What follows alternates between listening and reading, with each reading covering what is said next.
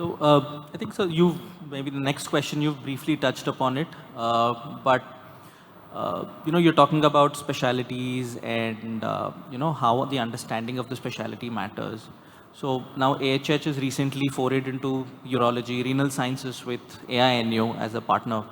So what drove you to underwrite this investment? What drove your decision to invest into urology and nephrology? And from an investor lens, right? What do you see? What do you see as the future? What is the growth prospect that you see here?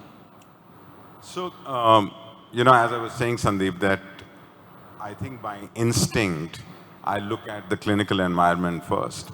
So my first meeting with Dr. Malik and Dr. Reddy, in terms of what was AINU doing and what is AINU doing and what is, it's not just the number of hospitals, but what is happening inside the entire AINU environment. Look at today, you have organized this conference, and I understand there are 800 urologists who are in the room between today and tomorrow. Large multi-specialty institutions are not able to bring so many doctors together in a single specialty. This is the distinction. And when I look at what powers all of this is the ability to really push the clinical science and be an innovator in that science, but also be a very accomplished creator of patient care in that science. So for AINU, and obviously, as single specialty investors, we've done a lot of groundwork. We've also done a lot of work in thinking through in terms of which are the specialties which we really want to focus on. And this journey started in 2017. So we are 7 years down. We have already now accomplished 4 specialties. But the blueprint of all of this started about 7 years back. Will I go and put capital behind urology and behind a neurology, neurosciences network? Probably no, because that specialty can never come out of the large format multi-specialty institution, right? So I think we were very clear in terms of the specialties that we wanted to touch.